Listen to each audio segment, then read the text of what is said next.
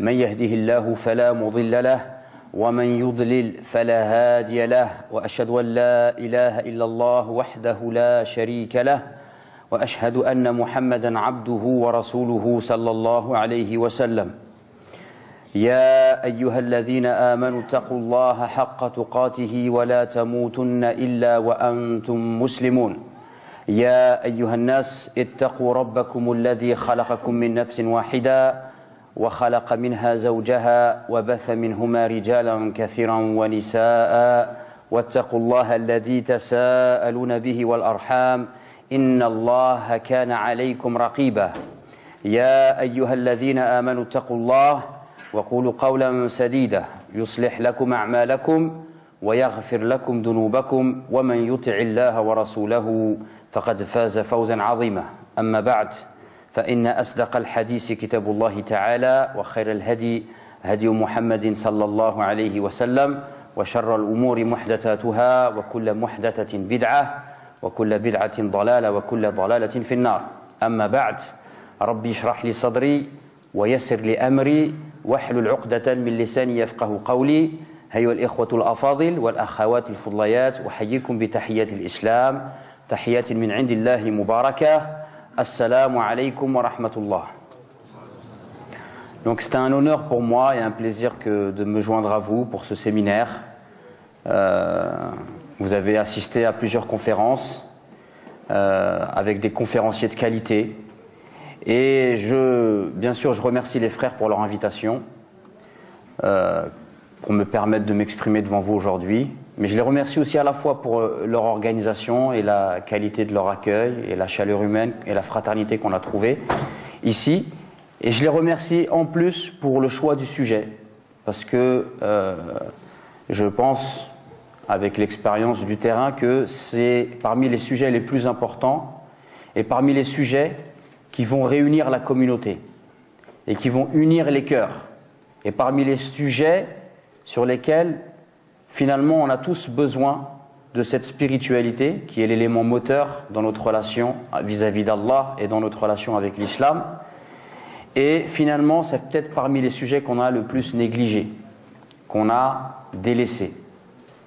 Donc c'est un plaisir pour moi aujourd'hui, à la fois d'être devant vous et en plus de pouvoir participer à un colloque qui focalise justement sur la spiritualité et sur le cœur. Donc la première conférence d'aujourd'hui, elle a été donnée par Rachid Haddash, le professeur Rachid Haddash, hafidahullah, et qui avait pour titre « Ma foi est malade ». Donc en fait, la première conférence, on a commencé par le début, et il fallait se rendre compte de notre maladie spirituelle, Ensuite, vous avez assisté, pour ceux qui étaient là, à la conférence du Cheikh Mohamed Patel, hafidahullah, et qui lui donc a parlé, après la maladie, la thérapie de l'âme. La thérapie de l'âme. Ensuite, vous avez assisté encore avec un autre conférencier de qualité, masha'Allah, Cheikh Ahmed Sekkaki, qui lui a parlé, donc une fois qu'on veut essayer de se soigner, bien évidemment, il faut faire preuve de patience et il faut endurer. Il faut patienter, il faut endurer. Et donc moi, on est à un niveau encore au-dessus, c'est comment on va faire pour entretenir cette foi naissante. Et quelles sont les causes qui peuvent nous faire revenir en arrière, qui peuvent nous faire rechuter. Donc, la première des choses quand j'ai eu à préparer cette petite conférence, je me suis aperçu que le sujet était très vaste et qu'il y avait énormément de choses à dire. Donc j'ai voulu choisir une méthodologie pour m'adresser à vous devant vous aujourd'hui. Et lorsque on m'a demandé d'intervenir, et de me placer dans la peau d'un médecin. D'accord ? Et la médecine, c'est une science expérimentale. C'est-à-dire que le médecin, il apprend des choses à l'université, mais ensuite, il va développer ce qu'on va dire, par l'expérimentation, il va développer un savoir qui est lié à l'expérimentation. Suivant les patients qu'il a eus, comment ils ont réagi, il va développer tout un savoir expérimental. Donc c'est ce que j'ai choisi de faire moi. Et donc l'intervention que je vous propose aujourd'hui, elle est tirée de ce que j'ai observé. Alhamdulillah, j'ai la chance d'être impliqué dans les mosquées. J'assure le sermon du vendredi. Je donne des cours dans les quelques mosquées ici et là. Et donc, alhamdoulilah, on est confronté un petit peu au problème de la jeunesse. On voit un peu, notamment les gens, quand ils arrivent et qui veulent se convertir ou qui reviennent vers l'islam, comment ils évoluent. Parfois, ils avancent très vite, puis ils redescendent. Donc, je me suis basé un peu de cette expérience-là et de ce que j'ai observé sur le terrain pour aujourd'hui m'adresser à vous. Donc, dans mon intervention, je précise bien, c'est une intervention qui est tirée de mon expérience, de ce que j'ai observé aujourd'hui, depuis, on va dire, les années 2000 jusqu'à aujourd'hui. Donc, la première des choses, ce qu'il faut savoir, et ça c'est une qa'ida amma, c'est une règle générale, et ça il faut vivre avec cette règle-là tout au long de notre vie. C'est que peu importe votre état, peu importe notre état, que notre foi soit haute ou qu'elle soit basse, on a un ennemi. Et cet ennemi-là, il nous a déclaré la guerre, et il ne va jamais nous laisser tomber. Jusqu'à notre dernier souffle, il va nous faire la guerre. Cet ennemi, c'est qui? Ash-shaytan. Inna ash-shaytana lakum aduwwun fattakhiduhu aduwwa. Allah nous dit dans le sens des versets, Satan est pour vous un ennemi déclaré. Prenez-le donc comme ennemi. Satan, c'est un ennemi. Et il ne va jamais nous laisser. Et donc, aujourd'hui, je vous propose de voir 3 microbes, 3 virus que Shaitan y va lancer à celui qui, à un moment donné dans sa vie, il va avoir un élan de piété, un élan de foi. Shaitan, il va lui envoyer principalement 3 virus. Le premier virus qu'on va étudier, c'est un virus très dangereux. C'est un microbe terrible. C'est ce qu'on appelle al-ghulou. C'est ce qu'on appelle l'exagération. Celui qui à un moment donné, imaginez-vous quelqu'un, peut-être à un moment donné, on vit en France, enfin on vit en Europe, vous savez bien, il y a les pièges de la drogue, le piège des femmes, des boîtes de nuit, etc. Il y a des jeunes, ils vivent ces choses-là, puis à un moment donné, ils arrivent par la grâce d'Allah, ils arrivent à se libérer de cela, ils arrivent à se repentir de cela, et on les voit, ils viennent à la mosquée, commencent à être des pratiquants et tout, etc. Et Shaitan, ces gens-là, il ne va pas les laisser tomber. Et il va venir par ce virus de l'exagération, al-ghulou. Et ce n'est pas nouveau. À l'époque du prophète, alayhi salatu wassalam, 3 jeunes, ils sont partis voir les femmes du prophète, alayhi salatu wassalam. Et ils ont interrogé les femmes du prophète sur l'adoration du prophète. Et quand ils ont entendu les réponses, ils ont trouvé que ce n'était pas énorme. Ils se sont dit, regarde, ça c'est le prophète, il fait ça, donc nous, on n'est pas prophète, il faut qu'on fasse encore plus. Donc il y en a un, il a dit, moi, maintenant, je vais jeûner tous les jours. Tous les jours, je vais jeûner. Un autre, il a dit, moi, maintenant, toute la nuit, je ne dors plus, je vais prier toute la nuit. Et un autre a dit, moi, je ne me marierai jamais aux femmes. Et le prophète, lorsqu'il a entendu ça, il a réuni les gens, il est monté sur le minbar et leur a dit, je suis parmi vous celui qui craint le plus Allah.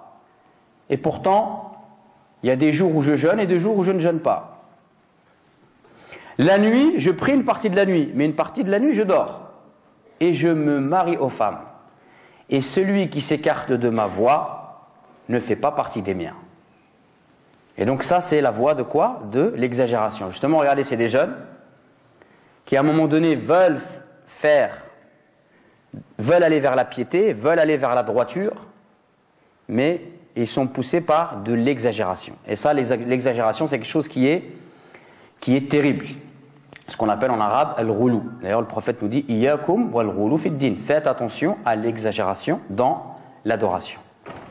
Lorsqu'on parle de l'exagération, il y a une secte qui est apparue en islam. Le premier est apparu à l'époque du prophète alayhi salatu wassalam, et de cette personne-là est sortie une secte qu'on a appelée Al-Khawarij. Al-Khawarij, lorsque le prophète a parlé d'eux, il a dit à ses compagnons, Al-Khawarij, c'est des gens, donc imaginez-vous bien, le prophète il parle à ses compagnons, il leur dit, si vous allez comparer votre prière à leur prière, c'est-à-dire vous allez comparer, vous mes compagnons, votre prière à la prière des Khawarij, votre jeûne au jeûne des Khawarij, vous allez trouver que votre prière, elle est naqsa. Elle est moins bien que leur prière. Vous allez trouver que votre jeûne, il est moins bien que leur jeûne. C'est-à-dire que c'est des gens, al-Khawarij, c'est des gens, ils font beaucoup la prière. C'est des gens, ils lisent beaucoup le Coran. Donc c'est des gens, ils ont de l'ardeur et de la ferveur dans l'adoration. Et qu'est-ce qu'il dit le prophète lorsqu'il parle d'eux? Ils lisent le Coran, mais le Coran, il ne va pas dans leur poitrine. C'est-à-dire qu'ils lisent le Coran, mais ils ne comprennent pas. Et quand il a parlé d'eux, le prophète, qu'est-ce qu'il dit? Ce sont les chiens de l'enfer. Wal'iyadu billah. Et ces gens-là, qu'est-ce qu'ils ont fait? Pour vous donner un peu l'exemple de où peut amener l'exagération dans la religion. Ali ibn Abi Talib, vous connaissez Ali ibn Abi Talib, le 4e calife de l'islam. Il fait partie de la famille du prophète, c'est le cousin du prophète. Ali ibn Abi Talib, c'est le mari de Fatima, radiyallahu anha, la fille du prophète, alayhi wassalam. Ali ibn Abi Talib, il fait partie des 10 compagnons qui sont promis au paradis. Ali ibn Abi Talib, c'est un compagnon ajib, il n'a jamais adoré les statues. Ali ibn Abi Talib, il était connu pour sa sagesse, son courage. Omar ibn Khattab, radiyallahu anhu, lorsqu'il était émir, il ne rendait pas un jugement sans demander d'abord à Ali ibn Abi Talib. Donc vous imaginez la piété de cet homme, et le rang de cet homme, et la noblesse de cet homme. Un des Khawarij, il a attendu que Ali ibn Abi Talib il sorte pour aller faire la prière du Fajr. Et il est arrivé derrière lui et il l'a poignardé. Et quand il l'a poignardé, il a dit « J'ai enfin débarrassé le monde de cette souillure. » Regardez, subhanallah. Il va tuer quelqu'un de cet rang-là, mais par son exagération, il pense que ce qu'il est en train de faire, il se rapproche d'Allah Azza wa Jal. Vous imaginez le piège terrible. Et pour vous dire, cette personne-là qui a tué Ali ibn Abi Talib, les compagnons ils l'ont pris, lui ont coupé un bras. Et ils ont vu, il n'a pas eu de réaction. Ils lui ont coupé une jambe. Ils ont vu qu'il n'a pas eu de réaction. Et ils ont dit, on va lui couper la langue. Et quand ils ont voulu lui couper la langue, ils ont vu qu'il avait peur. Ils ont dit, ah, t'as enfin peur. Il a dit, non, c'est parce que je ne m'imagine pas une seconde sur terre sans avoir la capacité d'invoquer Allah. Regardez, subhanallah. C'est pas quelqu'un qui a de l'ardeur, ça, dans l'adoration? C'est quelqu'un qui a de l'ardeur. Mais l'ardeur, si elle n'est pas canalisée par la science, wallahi, l'ardeur, shaitan, il peut amener loin les gens dans l'égarement. Regardez celui-là, il a tué le 4e calife de l'islam, subhanallah. Donc, l'exagération, c'est une voie, parce que celui qui, à un moment donné, vient vers la droiture et vient vers la piété, il a cet élan. Il a cette envie. Et Shaitan, il va essayer d'utiliser cette envie et cet élan pour pousser la personne dans l'exagération. Et l'exagération, c'est un virus qui va se développer d'autant plus facilement lorsqu'on va trouver une autre maladie qui est la maladie de l'ignorance. Shaitan, s'il trouve quelqu'un qui a de la ferveur et qui est ignorant, alors il est très facile pour lui de le pousser dans l'exagération. Et c'est pour ça que vous voyez des gens, ils débutent dans la religion. Il vient juste de débuter dans la religion. Et lui, il est là. Sa question, c'est quoi? De savoir qui est kafir et qui n'est pas kafir. Ikfar hada, hada yibd'u, hada kada, hada kada. Et lui, il ne connaît rien. Ça se trouve, alif, bata, tha, il ne connaît pas. Et il est déjà dans ces questions-là, etc. Ça, c'est poussé par l'exagération et aveuglé par l'ignorance. Shaitan, il va le ramener dans des questions qui ne sont pas à sa portée. Des choses qu'on ne lui a pas demandées. Et forcément, celui qui veut s'asseoir à une place qui n'est pas la sienne, lorsqu'il va s'asseoir, tôt ou tard, il va tomber. Également, l'exagération, ça va se voir par une propension à vouloir tout rendre haram. Celui qui exagère, pour lui, plus c'est dur, plus c'est islamique. Plus c'est haram, plus c'est islamique. Jusqu'à ce que parfois certains ils vont exagérer loin, ça va très loin. Je me rappelle, je parlais avec un professeur d'arabe, et justement il me parlait de certains jeunes parfois qui ont tendance à exagérer. Et il m'a dit qu'un jour il y a un élève qui est venu pour prendre des cours d'arabe chez lui.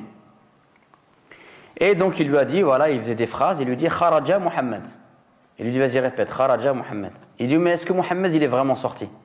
Il dit non, c'est un exercice. Il a dit hada kadhib. Hein? Vous voyez ce genre d'exagération. Il voit le haram partout, lui. Il dit non, mais c'est un exercice. Ana kadhib. Et il m'a dit, il a quitté le cours, il n'est plus jamais revenu. Il ne connaît pas un mot d'arabe. Également, par exemple, toujours dans tout est haram, ça nous est arrivé, nous, une fois, quelqu'un il est venu chez nous, il avait besoin d'aide, et en fait, quand on a discuté avec lui, on s'est aperçu que c'était quelqu'un qui travaillait, pour X raisons, haram, il est sorti, après il touchait, chez nous on appelle ça le chômage, bon, je sais qu'il y a ici, c'est la même chose un peu en Belgique, quelqu'un il lui a dit c'est haram, il a coupé le chômage, il s'est retrouvé sans rien, et après on dit mais pourquoi t'as dit non, mais quelqu'un m'a dit que c'était haram, qui t'a dit que c'était haram? Non, dans un forum j'ai lu que quelqu'un a dit haram, etc. Mais parce que l'exagération fait que plus c'est haram, juste s'il entend haram, lui ça lui plaît, haram, khlas. Celui qui exagère, il a tendance à être comme ça. Également, l'exagération, ça va se voir dans la manière que dans la religion, on va tout compliquer. On complique tout. Quand on exagère, on est touché par ce virus. La religion qui est simple, nous, on va la compliquer. On peut donner l'exemple de quelqu'un qui était avec son cheikh et il voulait faire le roussoul. Vous savez, c'est quoi le roussoul? Le roussoul, c'est pour le grand lavage. Et en fait, le grand lavage, en islam, c'est très simple. C'est que c'est le fait de mettre de l'eau sur tout son corps. C'est comme ça, quelqu'un qui a eu un rapport avec son épouse, pour enlever cet état d'impureté, il doit mettre de l'eau dans tout son corps doit être touché par de l'eau. D'accord? Alors bien sûr, après il y a des sunnahs, etc., commencer par la droite, mais ça ce sont des sunnahs. Si c'est fait, c'est bien. Si c'est pas fait, ça annule pas le roussoul. Et cet élève-là, qu'est-ce qu'il a fait? Il a plongé dans un fleuve. Et quand il a plongé dans un fleuve, avec la niya de le roussoul, il est ressorti, il a mis de l'eau partout. Donc il a fait le roussoul. Et il commence à s'essuyer, et puis il commence à regarder son cheikh, et lui dit, cheikh, je pense que mon roussoul, il est pas bon. Il dit, pourquoi? Il dit, parce que quand j'ai plongé, je suis pas sûr que ici j'ai eu un peu de l'eau qui est rentrée. Et son cheikh, il lui dit, non, effectivement, toi, c'est pas la peine que tu refasses le roussoul. Parce qu'il a dit, le fou, il est pas obligé de faire la prière. Exactement, il y a la même histoire avec un autre qui est venu voir son cheikh, et il lui a dit, cheikh, là on a fait de dohor, mais je ne sais pas si ma prière est valable ou pas. Il lui dit pourquoi? Il dit parce que quand je suis sorti de chez moi, j'avais la niya de faire dohor. Mais après, j'ai croisé quelqu'un, j'ai oublié. J'ai remis la niya. Quand je suis rentré à la mosquée, quelqu'un m'a dit salam alaikum. Et j'ai oublié. Et après, quand je suis rentré, je ne sais pas si j'ai mis la niya ou pas. Et le cheikh, il lui dit ouais, toi, c'est pas la peine que tu fasses salat. Il a dit le mejnoun, lui, il n'est pas obligé de faire salat. Hein? Et je dis ça pour vous faire rigoler, mais voilà, celui qui est dans le roulou, wallah, c'est un poison. Pourquoi? Parce que tout est interdit et tout devient compliqué. Et ça devient invivable. Ça devient invivable. Et d'ailleurs, vous pouvez très bien voir, peut-être autour de vous, que celui qui va dans cette voie à l'extrême, il va à l'extrême, à un moment donné, il lâche tout. Et on entend des fois, ah bah lui avant il avait la barbe, il faisait comme ça, et ceci, etc. Puis du jour au lendemain, il n'y a plus rien. Parce que c'est invivable. C'est invivable d'être comme ça. Non seulement c'est invivable pour vous, mais c'est aussi invivable pour votre entourage. Et combien de gens se plaignent? C'est invivable pour l'entourage. Donc ça, wallah, c'est vraiment un poison. Et c'est un poison que Shaitan il utilise. C'est un poison que Shaitan il utilise. La question qui se pose, comment sortir et comment se guérir de l'exagération? Il n'y a pas 36 solutions, il y en a 2. La première, c'est les coups. Les coups qu'on va prendre, c'est une voie par laquelle on peut se guérir de l'ignorance. D'ailleurs, il est rapporté qu'Omar ibn Khattab, radiyallahu anhu, quelqu'un justement, il était comme ça, un peu dans l'exagération, etc., je ne sais pas quoi, je ne me rappelle plus quel était son problème, mais Omar ibn Khattab, il l'a pris. Et pendant une semaine, il lui a mis l'asa. Et à la fin, cette personne-là lui dit, écoute, si tu voulais me guérir, ça y est, tu m'as guéri. Mais si tu veux vraiment me châtier, alors tue-moi. Et Omar, il l'a laissé partir. Parce que celui qui exagère à un moment donné, il n'y a plus que ça pour lui faire comprendre. Alors, les coups, soit il les prendra, comme dans l'histoire que je viens de vous raconter avec quelqu'un qui va lui mettre la fessée, ou sinon c'est l'expérience de la vie. L'expérience de la vie fait que tu prends des coups. Tu vas te retrouver, tu vas divorcer, tout le monde va s'écarter de toi, tu vas perdre ton travail, etc. Donc tout ça, c'est des coups que tu vas prendre, et au bout d'un moment, il se peut que ta manière de te comporter t'est devenue tellement dure et ta vie, elle ressemble plus à rien, qu'à un moment donné, tu peux avoir un sursaut. Mais il faut faire attention, parce que parfois, ce sursaut-là fait que la personne, elle délaisse carrément la religion. Mais il y a un autre remède à l'exagération, c'est quoi? C'est la science. La science, c'est une voie vers laquelle tu peux te guérir et tu peux te préserver de l'exagération dans la religion. Et c'est pour ça qu'on donne le conseil à tout le monde, à chaque personne qui commence dans la religion, d'avoir un professeur, d'aller vers les imams, d'avoir quelqu'un qui est plus avancé. Parce que wallahi, dans un cheminement, tout le monde fait des erreurs. La personne qui vous parle aujourd'hui, devant vous, si je vous sors mes dossiers d'il y a 10 ans, vous allez vous moquer de moi.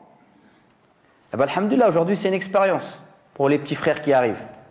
Donc c'est-à-dire que celui qui débute dans la religion, il faut toujours qu'il soit bien entouré de gens qui sont plus avancés que lui, à la fois en âge, en sciences, en comportement, aussi en termes de temps dans la religion. Ça c'est très important. Donc c'est pour ça qu'on conseille à chaque personne qui débute dans la religion, ne te mets pas tout seul. Va vers les gens qui sont tabi'at, les imams des mosquées, les responsables, les gens qui sont connus depuis des années pour être des gens stables dans la religion. Tourne-toi vers eux. Et Inch'Allah, ils vont, par la grâce d'Allah, te permettre d'éviter beaucoup d'erreurs. Donc ça, c'était le premier virus. Le deuxième virus, pour celui qui va à un moment donné avoir un élan de piété, un élan de foi, c'est un virus qui est terrible et qui touche beaucoup de personnes. Et ce virus-là, il est d'autant plus terrible, c'est que il vient petit à petit. C'est un microbe qui au début il rentre de manière, il est tout petit, et puis il grossit, et il grossit, et il grossit, et il grossit. Ce virus, c'est quoi? C'est ce que j'ai appelé la lassitude. La lassitude. On adore Allah, au début, on ressent beaucoup de choses, et après on ne ressent plus rien. La lassitude, ça se traduit aussi par, c'est qu'on devient des fonctionnaires. On devient des fonctionnaires de la salat. Ça devient, voilà, quelque chose de, comme le travail, comme manger. Ça devient une routine. Ça devient routinier. On fait la prière, on ne ressent plus rien, mais ma'alish. On ouvre le Coran, déjà quand on l'ouvre c'est pas mal. On lit, on comprend rien, on ressent rien, ma'alish. On fait du dhikr, mais en même temps on est en train de penser à des tas de choses, mais c'est normal. Ça devient, on commence à pratiquer une adoration qui n'a plus d'âme, qui n'a plus de goût, qui n'a plus de saveur. On perd également donc le goût des adorations, mais aussi au tout début quand on rentre dans la religion, on est émerveillé. On est émerveillé par la beauté du Coran, par la vie du prophète, alayhi salam, par la vie des compagnons. Et puis là, tout devient lassant. Il y a un dars, on écoute un dars, ah mais j'ai déjà entendu ça, ah mais ça, on n'est plus touché. Et ça, wallahi, c'est très dangereux. Ça, wallahi, c'est très très très dangereux. D'ailleurs, le prophète nous dit, et il nous met en garde, les cœurs rouillent comme rouille le fer. Innal qalba yasda'u kama yasda'u al-hadid. Les cœurs rouillent comme rouille le fer. Donc ça veut dire que le musulman, il sait qu'il doit prendre garde à ce que son cœur ne rouille pas et à ce qu'il se préserve de la lassitude. Sachez que la lassitude, si elle grimpe, elle grimpe, elle grimpe, elle grimpe, elle grimpe, elle grimpe, elle grimpe, le cœur il devient tellement dur que cette maladie-là, elle se transforme en une maladie encore plus grave, qu'on appelle al-ghafla, l'insouciance. Hein? L'insouciance, c'est terrible. قال الله تعالى وَلَقَدْ ذَرَأْنَا لِجَهَنَّمَ كَثِيرًا مِنَ الْجِنِّ وَالْإِنسِ لَهُمْ قُلُوبٌ لَا يَفْقَهُونَ بِهَا وَلَهُمْ أَعْيُنٌ لَا يُبَصِرُونَ بِهَا وَلَهُم آذَانٌ لَا يَسْمَعُونَ بِهَا أُولَئِكَ كَالْأَنْعَامِ بَلْ هُمْ أَضَلُّ أُولَئِكَ هُمُ الْغَافِلُونَ. Allah nous dit dans le sens des versets, nous avons destiné à l'enfer beaucoup de djinns et d'hommes. Donc beaucoup d'hommes et de djinns, ils ont été destinés à l'enfer. Pourquoi? Ils ont des cœurs, mais ne comprennent pas. Ils ont des yeux, mais ne voient pas. Ils ont des oreilles, mais n'entendent pas. Ceux-là sont comme les animaux, voire plus égarés encore. Ce sont vraiment ceux-là, les insouciants. Donc vous voyez la lassitude dans l'adoration. Si ça se développe et ça se développe et ça se développe, ça peut arriver jusqu'à jusqu'à l'insouciance, al-ghafla. Et le ghafla, c'est une voie qui est terrible. C'est une voie qui est terrible, puisque ton cœur, il est dur. Et comme ton cœur, il est dur, tu ne comprends plus, tu ne ressens plus. Allah, il nous dit, ils ont des yeux, mais ne voient pas. Est-ce que ça veut dire que s'ils vont aller chez l'ophtalmo, ils vont acheter des lunettes, ils vont voir? Non. Ça veut dire que le bien, ils le voient mal. Et le mal, ils le voient bien. La vérité, ils voient comme si c'était quelque chose de faux. Et le faux, ils le voient comme si c'était la vérité. Vous comprenez? Vous imaginez, c'est très grave. Ils ont des oreilles, mais ils n'entendent pas. Les belles paroles, ils ne les entendent pas. Les beaux rappels, ils ne les entendent pas. Ils ne les entendent plus. Ce qui était sucré avant, les hadiths du prophète, les versets du Coran, ils ne les entendent plus. Vous imaginez un peu cet état? C'est dramatique. Donc cette maladie-là, elle est très dangereuse. Et elle peut se voir, cette lassitude extrême qui arrive jusqu'à le ghafla, par notre adoration. Quelle est la qualité de notre adoration? Un des savants contemporains qui s'appelle Cheikh Al-Uthaymin, rahimahullah, il a cette phrase magnifique. Il dit « Ibadatu ahli al-ghaflati adat, wa adatu ahli al-yaqadati ibadat » Il dit, le Cheikh, rahimahullah, l'adoration des gens qui sont insouciants, c'est des habitudes. Les adorations des gens qui sont insouciants, ça devient des habitudes. C'est une habitude normale, comme manger, comme dormir, comme aller aux toilettes. Alors que les habitudes des gens qui sont en état d'éveil spirituel, ils ont réussi à vaincre la lassitude, eux, leurs habitudes, c'est des adorations. Subhanallah. Lui, quand il mange, c'est une adoration. Pourquoi? Parce qu'il mange avec la niya d'être en forme pour adorer Allah Azza wa Jal. Il va dormir avec la niya de se réveiller pour prier tôt le matin, et ainsi de suite. Donc les gens qui sont en état d'éveil spirituel, non seulement leurs adorations, elles ont du goût, elles sont belles, mais même leurs habitudes quotidiennes, ça devient des adorations. Car l'intention de ton cœur, elle peut transformer une habitude du quotidien en adoration. Et donc, bien évidemment, si ton cœur est absent, tes adorations, vu que tu n'as pas de niya, vu que tu es dans l'insouciance, vu que tu n'as pas de goût, tes adorations, ça devient une forme sans âme. Et donc, ça devient des habitudes. Allah hafadna jami'an. Donc, cette maladie-là de la lassitude, elle aussi, elle va se développer de manière facile lorsqu'elle va trouver deux autres virus chez l'être humain. Le premier virus qui peut se trouver chez l'être humain qui va favoriser la lassitude, c'est le fait d'être superficiel. Ça veut dire quoi superficiel? Ça veut dire que on ne va pas au fond des choses. On ne va pas au fond des choses. L'islam, je connais, je prie, je jeûne, je verse la zakat, j'ai le pèlerinage une fois par an. Alhamdulillah, je connais l'islam. Je connais l'islam. La prière, je connais, tu mets tes mains là, tu dis Allahu Akbar, salam alaikum. Tawhid, je connais, ça se divise en 3. L'ikhlas, je connais, c'est facile. Et on est un petit peu comme ça aujourd'hui. C'est-à-dire qu'on connaît des notions comme ça, on a des petites notions ici et là, mais on ne les connaît pas en profondeur. Et même si après on va les connaître en profondeur, on ne s'est pas éduqué sur ces connaissances-là. Et ça, c'est une attitude qui est superficielle. Ça, c'est une attitude qui est superficielle. On lit des hadiths, on n'a rien compris du hadith. Mais alhamdulillah, on l'a lu, on a le baraka. On lit le Coran, on passe sur des mots pendant des années, on ne sait pas ce que ça veut dire. Mais ma'alish, alhamdulillah, j'ai lu le Coran. Ça, c'est être superficiel. Et donc, cette attitude superficielle, c'est une voie vers laquelle on va aller vers la lassitude. Parce que quand tu es superficiel, tu ne te rends pas compte de la grandeur des choses. Tu ne ressens pas la grandeur des choses. Donc, pour toi, tout devient facile. Ah, c'est facile. Je connais ça. Ah, ben ça, je connais. Ah, ben ça, je connais. Tu n'as jamais rien étudié, juste on dit un mot, je connais, c'est bon, je connais. Subhanallah.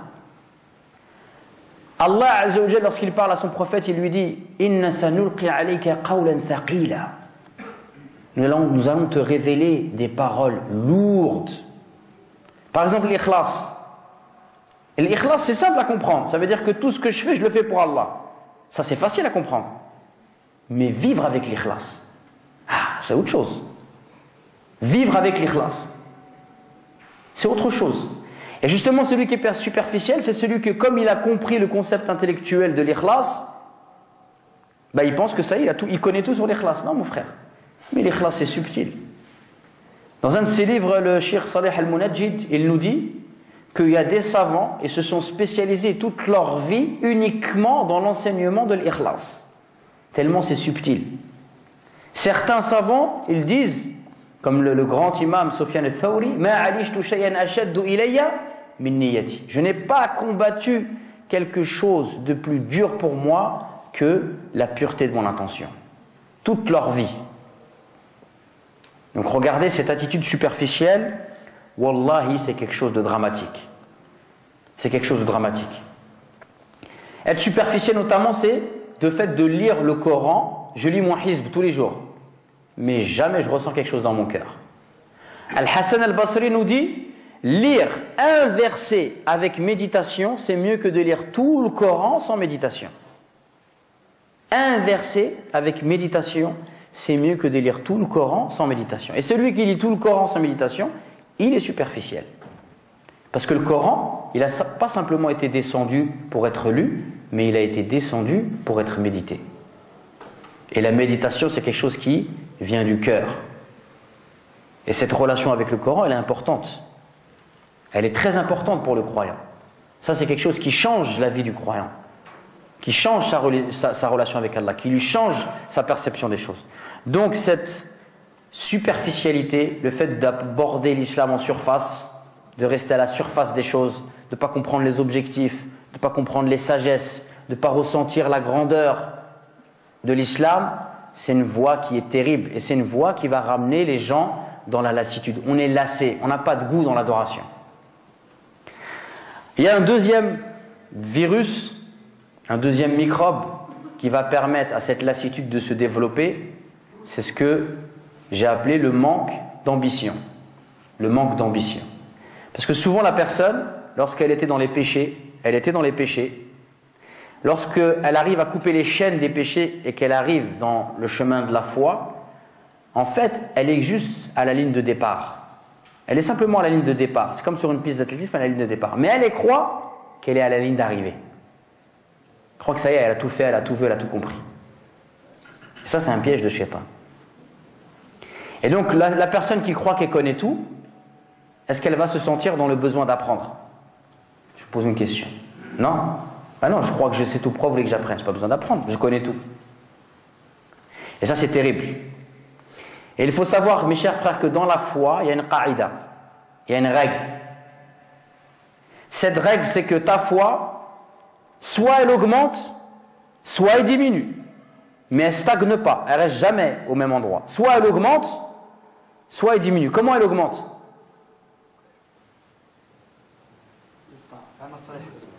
Par l'obéissance à Allah Azza wa Jal, ta foi, al-iman yazidu bit-ta'a wa yanqus bil-ma'siyah. La foi, elle augmente par l'obéissance et elle diminue par la désobéissance. Et toi, soit tu es dans l'obéissance, soit tu es dans la désobéissance. Tu ne fais pas les deux, tu ne peux pas faire les deux en même temps. Donc ta foi, soit elle augmente, soit elle diminue. Et dans un verset du Coran, Allah nous dit وَمَنْ شَاءَ مِنْكُمْ أَنْ يَتَقَدَّمَ أَوْ يَتَأَخَّرَ. Que ceux qui veulent parmi vous avancer ou reculer. L'imam Ibn al-Qayyim al-Jawziyya nous dit, ce verset nous prouve que soit ta foi elle augmente, soit elle recule, mais elle ne stagne pas. Et donc par définition, celui qui ne veut pas être dans ziyada, alors forcément, il est en train de chuter. Si on n'a pas cet état d'esprit d'être dans ziyada, dans le ma'loumat, dans l'iman, dans l'ibada, dans l'amal salih, si on n'est pas dans cet état d'esprit que de vouloir toujours en faire plus, d'avoir plus de connaissances, d'avoir plus de bonnes actions, d'avoir plus de hasanat, de faire plus d'œuvres. Si on n'est pas dans cet état d'esprit, alors forcément, en vérité, on est en train de chuter. C'est un état d'esprit qui est obligatoire pour les musulmans. Fastabiqul khayrat. Devancez-vous dans l'accomplissement des bonnes actions. Wasari'u. Empressez-vous. Donc le musulman, il est comme ça. Le musulman, il en veut plus. Nous, si on est musulman, c'est parce qu'on aime Allah et on aime l'akhira. Oui ou non? Donc celui qui aime Allah et qui aime l'akhira, il en veut toujours plus. Comme celui qui aime dunya. Est-ce que vous avez déjà vu quelqu'un qui aime dunya et qui dit alhamdulillah shba'at? J'ai un palais, là, alhamdoulilah, shba'. Celui qui aime dunya, tu lui donnes un palais, il en veut un deuxième. Tu lui en donnes un deuxième, il en veut un troisième. Hein? Regardez-nous au bled. Parce que je vois qu'il y a beaucoup de maghrébins, machallah. C'est quoi nos maisons? Tu fais un étage, après tu fais un deuxième, après tu fais un troisième. Après tu dis, subhanallah, non, en fait lui il est juste en bas après. Après il revient, il est retraité, miskin, il va là-bas, ses enfants, mais il n'y a personne. J'ai construit toute cette maison-là, mais il n'y a personne qui va habiter dans cette maison-là. Pourquoi on est comme ça, subhanallah? Parce que celui qui aime quelque chose, il en veut toujours plus. Donc si on aime Allah, il faut qu'on veuille toujours plus se rapprocher de lui. Si on aime l'akhira, il faut qu'on ait l'envie que dans l'akhira on fasse partie des plus hauts degrés. Si on est véridique. Donc le musulman, il n'a pas d'autre choix que de faire preuve d'ambition. Donc on a dit que cette maladie-là, le virus de la lassitude, de la routine, c'est quelque chose qui est terrible pour le croyant. On a dit que cette lassitude, cette routine, elle va se développer lorsque la personne elle est superficielle dans sa religion et lorsqu'elle a un manque d'ambition. D'accord? Lorsqu'elle a un manque d'ambition. Et il y a un verset du Coran que je vais vous citer, Inch'Allah, sur lequel on va s'attarder un petit peu. Ce verset-là, il a changé la vie d'un être humain. Ce verset-là, il a changé la vie d'un être humain, pas n'importe qui. Est-ce que vous connaissez Al-Fudayl ibn Iyad? Vous connaissez Al-Fudayl ibn Iyad? Al-Fudayl ibn Iyad, c'est un grand savant de la communauté. C'est un sage parmi les sages. C'est un savant, c'est un connaisseur d'Allah Azza wa Jal. Et bien cet homme-là, avant d'avoir atteint ces hauts degrés dans la science, la sagesse, la piété, c'était un brigand. C'était un brigand. Il laissait les gens passer avec leurs caravanes et il coupait les routes pour leur voler leurs biens. Et cet homme-là, Al-Fudayl ibn Iyad, un jour, il a escaladé un mur. Il a escaladé un mur pour voler quelque chose dans une maison. Et quand il a escaladé ce mur, il a vu quelqu'un qui était en train de faire Qiyam al-Layl. Il a vu quelqu'un qui était en train de faire la prière de nuit. Et il l'a entendu réciter un verset, c'est le verset que je vais vous réciter. Alam ya'ni lilladhina amanu an takhsha'a qulubuhum li dhikrillah wa ma nazala min al-haqq wa la yakunu kalladhina utul kitaba min qabl fatala 'alayhim al-amad wa qassat qulubuhum wa kathirun minhum fasiqun. Le moment n'est-il pas venu? Le moment n'est-il pas venu que ceux qui ont cru ont leur cœur qui s'humilie au rappel d'Allah et à ce qui leur a été parvenu de la vérité. Ne soyez pas comme ceux qui ont reçu le livre avant vous. Le temps leur est paru long et sont tombés dans la lassitude. Le temps leur est paru long. Fatala alayhimul amad wa qassat qulubuhum, et leurs cœurs se sont endurcis. Wa kathirun minhum fasiqun, et la plupart d'entre eux étaient des pervers. Donc regardez, subhanallah, ce verset-là, en vérité, regardez, le Fudayl ibn Iyad, il l'a pris pour lui, et nous aussi, il faut qu'on le prenne pour nous. Le moment n'est-il pas venu qu'on sorte de cette lassitude, qu'on sorte de cette routine, et qu'on vive quelque chose dans la prière de magnifique, qu'on goûte à quelque chose dans cette prière? Cette prière-là, c'est pas n'importe quoi, mes chers frères. Cette prière-là, c'est la seule chose dans la religion qui n'a pas été légiférée sur terre. Le prophète, il a été la chercher là-haut. Subhanallah. Et les savants, ils expliquent cette chose magnifique, essayez de méditer cette image. Ils nous disent que la prière, elle est tellement grandiose qu'en fait, c'est un cadeau que Allah a fait au prophète Mohammed sallallahu alayhi wa sallam. Et ce cadeau qu'il lui a fait, il a voulu lui faire lui-même directement. Il n'a pas envoyé Jibril, mais il a monté son prophète vers lui pour lui donner ce cadeau de la prière. Parce que le prophète, à ce moment-là dans sa vie, il subissait beaucoup de persécutions. C'était très dur. Et par cette prière, Allah il est venu quoi? Le libérer. Il est venu lui donner une arme magnifique pour surmonter les épreuves de la vie. Il est venu lui donner, si vous voulez, pour donner une image un petit peu plus triviale, il est venu lui donner comme de l'essence pour son moteur. Hein? Donc regardez, subhanallah. Et nous, on fait partie des privilégiés à notre époque qui fréquentons les mosquées et qui prions, mais pourtant notre prière elle est superficielle. On ne vit pas dans la prière. Parce qu'on est victime de ce virus de la lassitude. Et donc il faut essayer d'en sortir. Ce verset que je vous ai cité, Alam ya'ni lilladhina amanu an takhsha'a qulubuhum li dhikrillahi wa ma nazala min al-haqq wa la yakunu kalladhina utul kitaba min qabl fatala 'alayhim al-amad wa qassat qulubuhum wa kathirun minhum fasiqun. L'imam Ibn al-Qayyim al-Jawziyya nous rapporte que ce verset, il est descendu à l'époque du prophète alayhi wassalam, 4 ans après que les compagnons ont reçu la révélation. Parce que les compagnons, quand ils ont reçu la révélation, au début ils étaient frais. Et à un moment donné, ils sont retombés dans une lassitude, dans une routine. Et ce verset, il est descendu pour les réveiller. Pour les réveiller. Et donc, nous aussi, mes chers frères, il faut essayer de se réveiller par rapport à ça. Comment on va faire maintenant? Comment on va faire pour essayer de sortir de la routine et de la lassitude? À votre avis, je vous pose la question. Comment on pourrait faire? Pendant ce temps-là, je bois un verre d'eau. Je vous laisse réfléchir. Nous, en France, quand on va dans les mosquées, on pose des questions, les gens y répondent. J'ai remarqué, subhanallah, en Belgique, je me suis dit, les gens ils doivent être très éduqués, ils sont timides et tout, etc. Ou alors, ils ont des prédicateurs qui sont durs. Hein? Alors, si je vous pose une question, alhamdoulilah, il n'y a pas de problème pour répondre, même si vous ne dites pas quelque chose de juste, mais allez. À votre avis, comment on peut faire pour sortir de la lassitude? Moi, je veux dire la persévérance. La persévérance, نعم. سمعت كلمة جيدة من الأخ تجديد. نعم. هذه الكلمة الأولى المكتوبة في الورقات تجديد. نعم حفيظ. نعم. La première des choses, mes chers frères, c'est pareil, c'est une qaïda amma. Celui qui veut quelque chose, il demande à Allah. Ça, c'est la première des choses. Tu veux la sincérité, demande à Allah. Tu veux la crainte d'Allah, demande à Allah. Tu veux faire partie de ceux qui placent leur confiance en Allah, demande à Allah qui te donne la confiance en Allah. Pour tout, il faut demander à Allah Azza wa Jal. Hein? Ensuite, voilà, ce qu'il faut comprendre, et c'est pour ça que dans ce cours, il y a le kalima, l'entretien. L'entretien, c'est que le musulman, il est toujours dans tajdid. Il jaddid niya, il renouvelle son intention.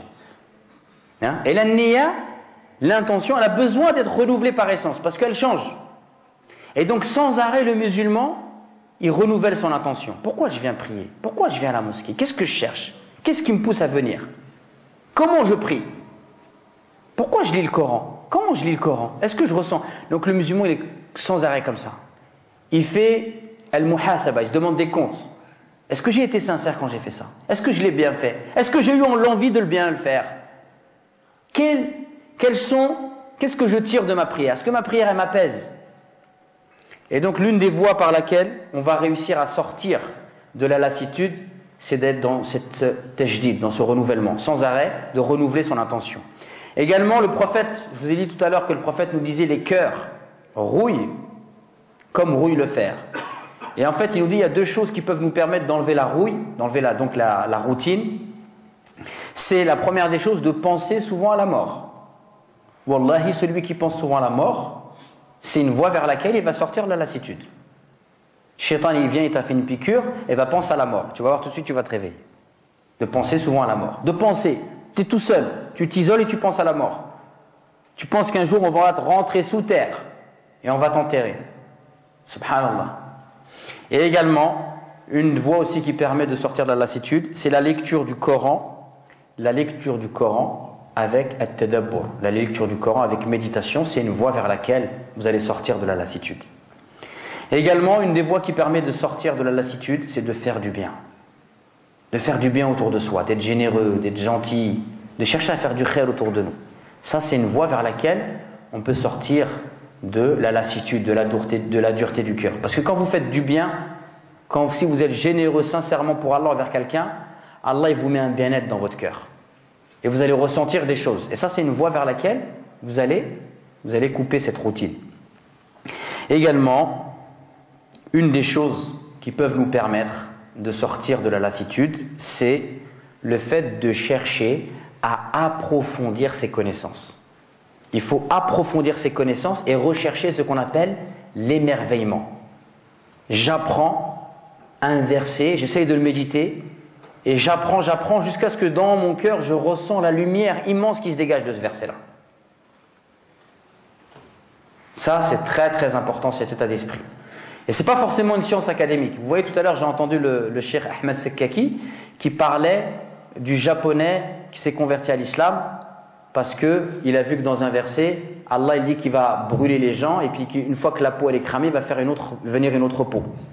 Et en fait, cet scientifique japonais, il a vu que dans les études qu'en fait la douleur, à partir du moment où la peau elle est cramée, il n'y a plus de douleur. Et donc il a compris, subhanallah, pourquoi Allah il faisait revivre, il lui refaisait une autre peau, c'est pour qu'il y ait la douleur permanente. Parce que s'il n'y a plus de douleur, il n'y a plus de châtiment. Et donc regardez, cet homme-là, il a étudié ce verset et il s'est émerveillé, il s'est converti à l'islam. Donc nous aussi, mes chers frères, le trésor, le Coran, c'est une source inépuisable de sagesse, de lumière, de science. Hein, le Coran, c'est une source inépuisable de sagesse, de lumière et de science. Alors il ne faut pas qu'on soit insouciant par rapport à cela. Mais il faut que de temps à autre, on arrive à goûter à cette lumière et à ces miracles qu'il y a dans le Coran. Et ça passe par l'étude. Et également aussi une chose qui peut nous permettre de sortir de cette lassitude, de ce cœur qui est dur et qui ne ressent plus rien, c'est de se rappeler cette parole. Les salaf, donc nos pieux anciens, ils disaient cette parole. وَمَا خُلِقَتِ النَّارِ إِلَّا لِإِذَابَةِ الْقُلُوبِ الْقَاسِيَةِ. Allah hafadna jami'an. Il disait, l'enfer n'a été créé que pour faire fondre les cœurs durs. L'enfer n'a été créé que pour faire fondre les cœurs durs. Donc quand on lit le Coran, on ne pleure pas. Quand on fait la prière, on ne pleure pas. C'est une preuve que nos cœurs sont durs. Donc quand on se rappelle qu'Allah n'a fait l'enfer que pour faire fondre les cœurs durs, ça doit nous donner l'envie de sortir de cette dureté du cœur. Donc, on a vu 2 maladies. C'est quoi les maladies qu'on a vues? La première, al-ghulou, la première maladie. D'accord? La deuxième maladie, c'est quoi qu'on a vu? La lassitude. Il nous reste encore une maladie. À votre avis, est-ce que quelqu'un il aurait une idée de maladie à nous soumettre dans le même état d'esprit? L'ignorance, on en a parlé parce qu'on a dit que le ghulou, il se développe quand on a de l'ignorance. Donc, j'ai pas entendu. La paresse, la lassitude, ça va avec la paresse. Quand tu te lasses de faire les choses, tu les fais avec paresse en fait. Tu n'as plus trop envie d'en faire. L'ostentation. Alors, l'ostentation, l'orgueil, on se rapproche de ce que je vais évoquer, Inch'Allah. Hein? Al-riya, na'am. Al-muhim, l'autre maladie qu'on va évoquer. Donc déjà, je vous ai dit que c'était tiré de mon expérience. J'ai vu beaucoup de gens, quand ils se sont lancés dans la foi, soit tomber dans le piège de l'exagération, d'accord? Ou soit, les gens au début, ils ont un élan dans la religion, et puis très vite, ça s'estompe, ils tombent dans une espèce de lassitude, ils n'ont plus envie d'apprendre, et ça devient des fonctionnaires. Il fait sa prière, il sort et hors classe. Il ne s'intéresse plus à rien, il vit plus sa religion comme il l'avait vivait au début. Donc est-ce que comme moi, vous faites ce constat-là? On voit ça aujourd'hui ou pas? Oui? Eh bien la maladie qu'on va voir là, maintenant, là, c'est l'une des maladies que je vois le plus. Et notamment chez les jeunes. C'est une des maladies qu'on voit beaucoup. Et cette maladie, je l'ai appelée l'excès de confiance. C'est-à-dire que la personne, à un moment donné, elle était peut-être droguée, peut-être dealer, peut-être dans la prison, peut-être loin d'Allah. Et lui-même, au début, quand il a entendu parler de l'islam, il a voulu se convertir. Juste de faire la prière, juste de se lever matin pour faire le fajr, ça lui paraissait impossible. Et un jour, par la grâce d'Allah, il fait partie de ceux qui fréquentent les mosquées, qui participent aux halaqat, qui apprend un peu la science, qui fréquente les mosquées, il commence à connaître les mashaykh et tout, etc. Et là, Shaitan, il vient et lui fait un souffle comme ça. Mais toi, t'es super. T'es génial, toi. Regarde tout le chemin que tu as parcouru. Mais t'es masha'Allah, toi. Jusqu'à ce que cette personne-là, par l'excès de confiance, elle va s'égarer. Le prophète nous dit, alayhi salatu wassalam, لما ذكر المهلكات قال ثلاث مهلكات وذكر منها إعجاب المرء بنفسه. Parmi le prophète, dans un hadith, il dit il y a 3 choses qui égarent les gens. Et parmi ces choses-là, il a cité إعجاب المرء بنفسه. Ça veut dire que la personne, elle se voit sous un bon œil. C'est, qu'on traduit en français, mais c'est un mot qui n'est pas très connu, l'infatuation de soi-même. C'est-à-dire que la personne, elle se regarde et elle se kiffe. Elle s'aime bien. Mais je suis trop bien, moi. Bien sûr, il ne se le dit pas, mais il le ressent fortement. Et Shaitan, il vient et il appuie sur ça. Et ça, c'est un piège qui est terrible. C'est un piège qui est terrible, pourquoi? Parce que lorsque la personne, elle se voit sous l'œil de la lumière, elle se voit bien, elle est parfaite, eh ben, elle ne voit pas ses défauts. Inch'Allah, je vais m'arrêter parce que le frère, il va... J'ai encore 5 minutes, c'est ça? Ok. Donc le frère, la personne, lorsqu'elle se voit sous l'œil de la perfection comme ça, qu'est-ce qui se passe? Elle ne voit pas ses défauts. Si elle ne voit pas ses défauts, elle ne s'occupe plus d'elle. Et si elle ne s'occupe plus d'elle, elle va s'occuper de qui? Elle va s'occuper des gens. Et Shaitan, regardez, il est malin. Quand la personne va se regarder, elle ne va voir que ses qualités. Et quand elle va voir les gens, elle va voir que leurs défauts. Parce que comme ça le conforte dans l'idée qu'il a de lui. Parce que quand il regarde les gens, il voit que leurs défauts, et ben il se dit, bah vraiment je suis bien moi. Regarde, tous les gens ils sont éclatés, ils sont tous égarés, connaissent rien, font rien. Et quand il se regarde lui, il est génial. Lui, quand il est comme ça, une petite brindille chez son frère, il la voit comme un rocher. Mais la poutre qui est devant lui, il ne la voit pas, il est aveugle. Et d'ailleurs, il est tellement aveugle qu'un jour il va avancer, il va se la prendre la poutre. Et donc ça, mes chers frères, c'est quelque chose qui est terrible. C'est quelque chose qui est terrible. Vous connaissez Luqman? Luqman, c'est un sage. Luqman, avant d'être un sage, c'était un berger. Et un jour, un de ses compagnons bergers, il a vu que Luqman, il avait des élèves et qu'il leur enseignait le hikmah, la sagesse. وَلَقَدْ أَتَيْنَا لُقْمَانَ الْحِكْمَةِ. Et il lui a dit, comment ça se fait que toi, avant, tu étais berger avec moi, et puis du jour au lendemain, je te vois, tu as des élèves, tu as de la hikmah, les gens, ils viennent prendre de toi, et tout, etc. Qu'est-ce qu'il a dit, Luqman? Il a dit, tu sais comment j'ai eu la sagesse? Par 3 choses. Sidqu hadithi, le fait que je sois véridique dans mes paroles. Adha'u amanati, le fait que je respecte mes engagements vis-à-vis d'Allah et vis-à-vis des gens. Wa tarki ma la ya'nini, et le fait que je délaisse ce qui ne me regarde pas. Et les savants ont dit, Man taraka ma la ya'ni, fa inna Allah yuwaffiquhu ila ma ya'ni. Celui qui va délaisser ce qu'il ne regarde pas, eh ben Allah il va faire en sorte qu'il va s'occuper de ce qu'il regarde. Ça veut dire que lorsque tu commences à t'occuper de toi et de tes défauts, ben forcément, tu vas moins focaliser sur les défauts des gens. Et même quand tu vas voir les défauts des gens, tu vas être tolérant. Parce que tu sais que toi aussi tu as des défauts. Mais quand toi tu te vois sous l'œil de la perfection et que tu t'occupes plus de toi, bah, tu commences à t'occuper des autres. Et forcément, eh ben, ça commence, et ça commence, et ça augmente, et ça augmente, et ça augmente, jusqu'à ce que, quand tu regardes les gens, tu as des lunettes noires. Vous avez quelqu'un qui aura des lunettes noires là. Quand il regarde les gens, il voit que des lunettes noires. Il voit que les problèmes, que les défauts, que les erreurs, que ce qui ne va pas. Par contre, quand il regarde lui ce qu'il fait, la moindre petite hasanette qu'il a fait, il met des projecteurs comme ça et puis il vient avec une loupe. Il la voit super grande. Et ça, wallah, c'est quelque chose qui est terrible. Confiance, vous avez compris? Shaitan, il vient, il fait en sorte que la personne ne se voit que sous l'œil de la perfection. Et ça, bien sûr, après, ça fait boule de neige. Il voit que le mal chez les autres. Comme lui, il se voit bien, il ne change pas, il ne va pas chercher à se réformer. Et ça devient un piège qui est terrible. Et d'ailleurs, vous pouvez le voir. Des fois, souvent, on entend parler des gens, on dit, je ne comprends pas. Lui, il y a Allah, Jafet-Din, il ne connaît rien, et il critique tous les savants. Eux, ils ne sont pas bien, ils ne sont pas bien. Pourquoi? D'où ça vient? Ça vient de ça. Ça vient de cette maladie. C'est satanique. Et parmi les signes de celui qui est touché par cette maladie, il y a le goût de la polémique. Celui qui est comme ça, il aime bien polémiquer. Puisque lui, il se voit parfait, et il n'y a pas de problème, il peut discuter avec tout le monde. Tout le monde est égaré pour lui. La critique, le goût pour la critique. C'est-à-dire qu'on ne voit que les défauts chez les gens, puis on aime bien les rabaisser. Hein? Ça, c'est pareil, c'est dramatique d'être comme ça. Parce que le jour du jugement dernier, le problème, c'est que tous les gens sur qui on a parlé, il faudra rendre des comptes.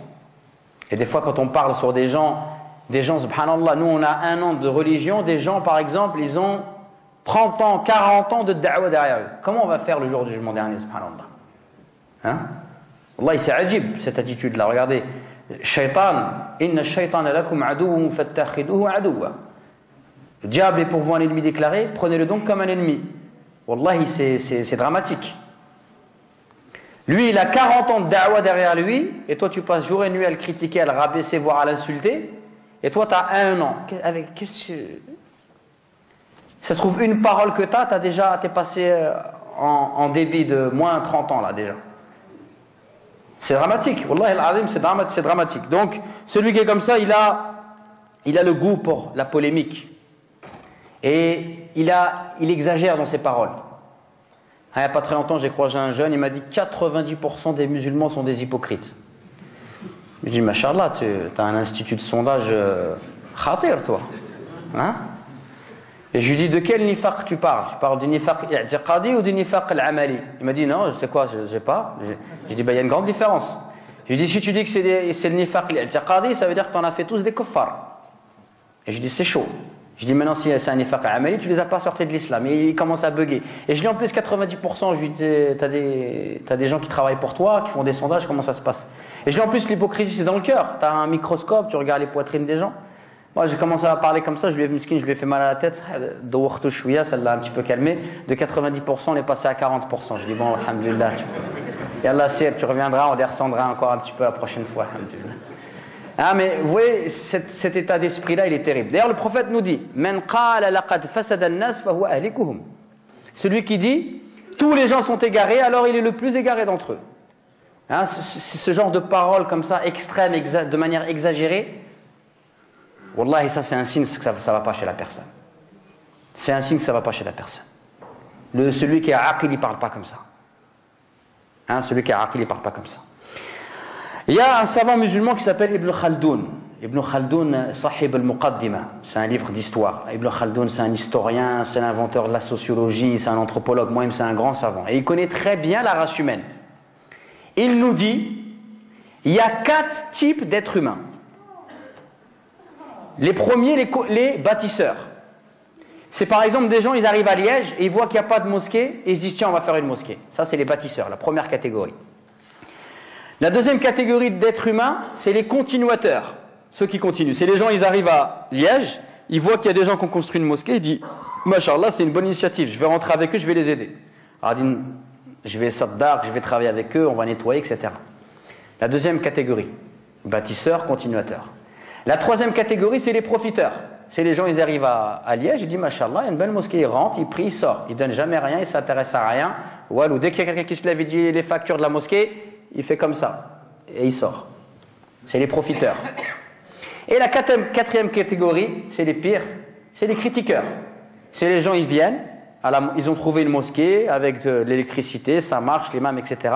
Et ils rentrent et ils critiquent. Ah, l'imam, il n'est pas bien. Pourquoi ils ont fait ça? Ah, tout le temps, il retarde ça là-dessus, là, il m'énerve. Ah, mais tout le temps, il est en train de râler, mais il fait rien. Ouais, il fait walou. Mais par contre, il critique. Et celui qui est comme ça, et vous avez qu'à observer autour de vous. Plus les gens ils critiquent, et plus on s'aperçoit qu'en vérité, ils font rien pour les gens. C'est vrai ou c'est pas vrai ça? Pourquoi ils sont comme ça? Parce que s'ils se permettent de critiquer, c'est que Shaitan, il a fait en sorte qu'eux, ils se voient, ils sont parfaits. Roi, il est au top 50, c'est le numéro 1. Donc il n'a pas besoin, lui, c'est normal qu'il critique, il peut critiquer les numéros 1. Hein? Ça nous est arrivé une fois, je me rappelle, dans une mosquée, donc ça arrive souvent dans les mosquées, vous savez bien, on n'a pas de fonctionnaires, tout, etc. Donc, subhanallah, il y a 365 jours par an. Il y a 5 prières par jour. Donc si on multiplie 5 fois 365, on est à plus de 1500 fois. D'accord? Donc 1500 fois, tu as des gens, ils viennent, ils ouvrent la mosquée. Une fois, il s'arrive que, voilà, celui qui ouvre la mosquée, il est malade, les gens, ils n'ont pas fait attention. Ceux qui viennent ouvrir la mosquée, ils arrivent en retard. Et t'en as toujours un qui est là. Ah, qu'est-ce que allez là, donc, ils sont pas venus ouvrir, ils sont là, aucune rahma, rien. Alors que tous les autres fois, c'était ouvert, il est vu rentrer, il la trouve ouverte, il n'a jamais dit merci. Mais cette fois-là, c'est obligé, c'est plus fort que lui, il faut que ça sorte. Et en plus, après, une fois, je me rappelle, c'est arrivé comme ça, je lui dis, écoute, ceux qui viennent ouvrir la mosquée sont bénévoles. Si toi, tu as du temps, on te donne les clés, tu viens ouvrir. Il m'a dit, non, moi, je ne prends pas cette responsabilité, ça va pas, quoi. Je vais être tout le temps en retard. Non, subhanallah. Hein? Donc voilà, mes chers frères. Cette maladie-là de l'excès de confiance, wallahi, c'est un poison également. Et maintenant, on va voir, Inch'Allah, comment faire pour essayer de se préserver de ce poison.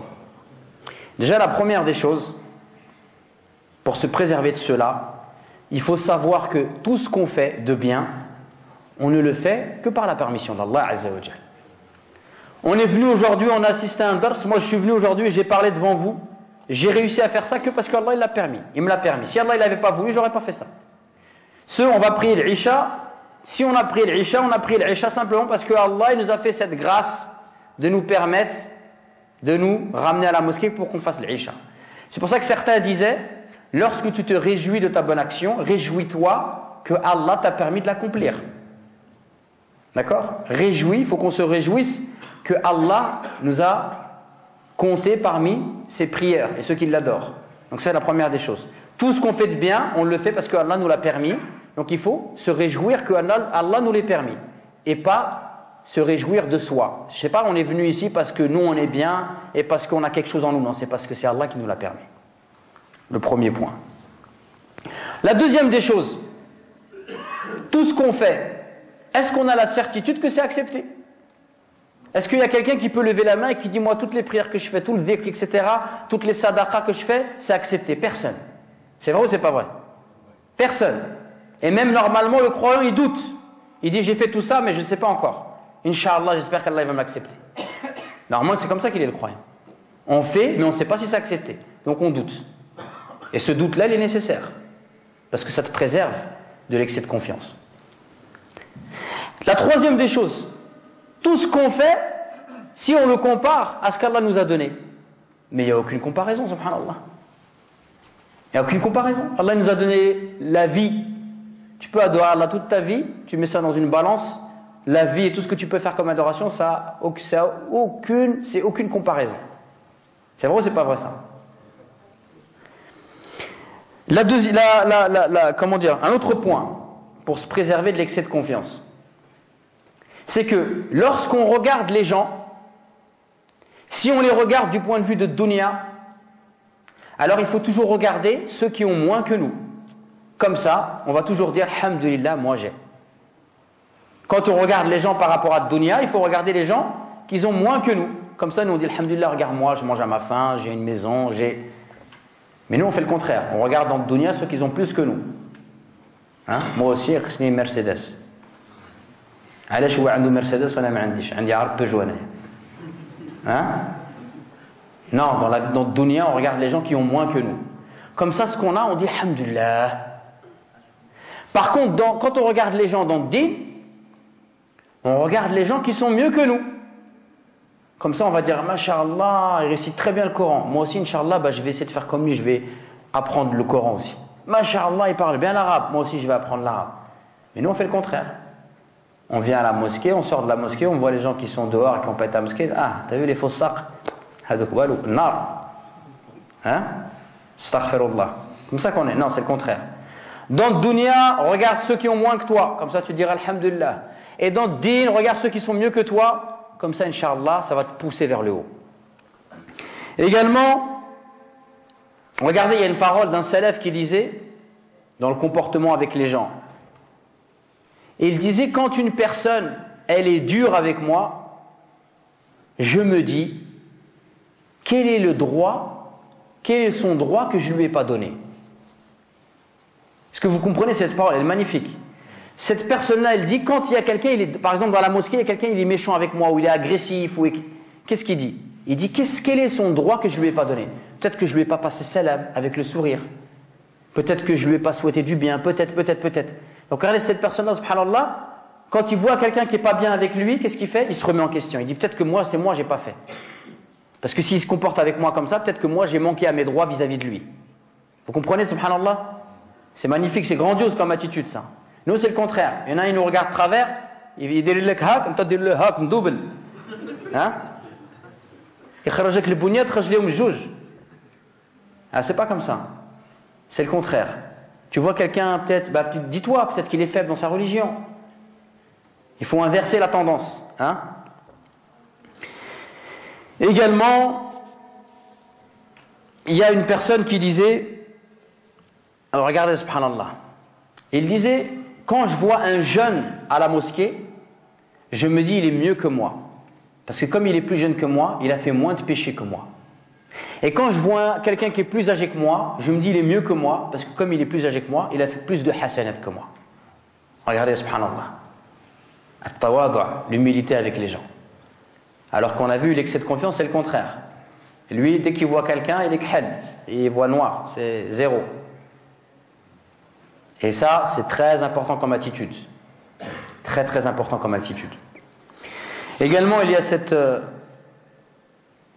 cette parole de Ali ibn Abi Talib dans laquelle il nous dit إذا أراد الله بعبده خيرا فقهه في الدين وزهده في الدنيا وبصره بغيوب نفسه. Lorsque, donc Ali ibn Abi Talib, la personne que j'ai citée tout à l'heure, radiyallahu anhu, il nous dit lorsque Allah il veut du bien pour une personne, faqahahu fi ddin, il lui donne la compréhension de la religion. Il fait de lui un ascète, c'est-à-dire que c'est quelqu'un, il n'est pas attaché à la dunya, il se contente de ce qu'il a. Et la troisième des choses, il l'éclaire sur ses défauts. Regardez ça, c'est un ilm. Quant à la connaissance de tes défauts, wallahi, c'est un ilm que tu as. Et c'est un ilm que Allah t'a donné. Et ça prouve que tu t'es pas fait aveugler par shaitan. La'anatullahi alayh. Donc prendre conscience de ses défauts, wallahi, c'est un grand bienfait. Et donc le musulman, normalement, c'est comme ça qu'il est. Il se dit, quels sont mes manques? Et il est franc avec lui-même. Il se pose cette question-là. Et quand il fait cette question-là, Inch'Allah, il va se préserver de l'excès de confiance. Et également, regardez, c'est méditer sur cette parole de Ibn Ata, rahimahullah, il nous dit une désobéissance à Allah qui entraîne un repentir sincère vaut mieux qu'une obéissance qui entraîne de l'orgueil. Vous comprenez cette parole magnifique? Une désobéissance à Allah qui entraîne un repentir sincère vaut mieux qu'une obéissance qui entraîne de l'orgueil. Donc voilà les trois maladies. Est-ce que j'ai encore un peu de temps? Non? Ouais. Et les trois virus qu'on peut observer à notre époque, beaucoup, dans lesquels beaucoup se font piéger. Donc le premier, on l'a dit, l'exagération. Lorsque la personne elle se lance dans la religion et qu'elle a un élan de foi et de piété, Shaitan il essaye de le tirer vers l'exagération. Inch'Allah. On a dit également qu'il y a autre chose aussi, un danger. Lorsqu'on a un élan de piété au début, on ressent des choses, on ressent les saveurs de la prière, on ressent une foi qui est forte, et puis très vite après ça retombe. Et on tombe dans une espèce de lassitude. Et ça c'est dangereux. C'est pareil, on a vu également comment il fallait faire pour essayer de se préserver de cela par le tajdid, de la niya, par la lecture du Coran avec tadabbur, par le fait de penser à la mort. Ensuite on a vu le troisième piège, l'excès de confiance et les dégâts que ça fait l'excès de confiance. Et on a vu à travers certaines règles et certaines croyances que le musulman doit s'ancrer en lui, comment se préserver de cet excès de confiance. Mais maintenant, donc dans notre cours, il y a l'entretien et la cause de la rechute. Et bientôt, là, on va faire la prière, on va réciter Surat al-Fatiha. Surat al-Fatiha, wallahi, c'est une clé. Si Allah nous demande de lire tous les jours Surat al-Fatiha, c'est pas pour rien. C'est que dans Surat al-Fatiha, il y a tout ce qu'il nous faut. Et notamment, pour l'entretien de la foi, il y a les clés dans Surat al-Fatiha. Si vous voulez entretenir votre foi, il faut chercher trois choses. L'amour d'Allah Azza wa Jal.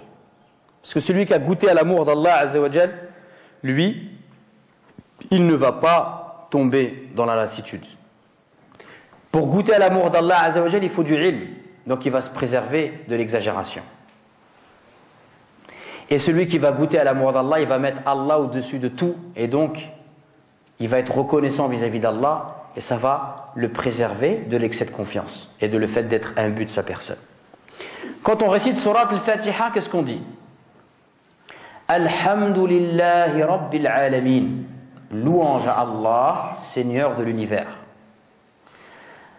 Donc, Alhamdulillah, cette parole grandiose, en fait, elle signifie le fait à la fois de remercier Allah pour ce qu'il nous a donné, et c'est bima'na shukr, mais également c'est de témoigner de la grandeur et de la beauté d'Allah Azza wa Jal.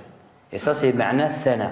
Et le hamd, c'est ces deux sens. Le sens de shukr, wa huwa radd al-fi'l, hein, le fait de remercier Allah pour tout ce qu'il nous a donné. Et également le sens de thana, c'est-à-dire de témoigner de la grandeur et de la beauté d'Allah Azza wa Jal. Et tout ça, c'est le hamd.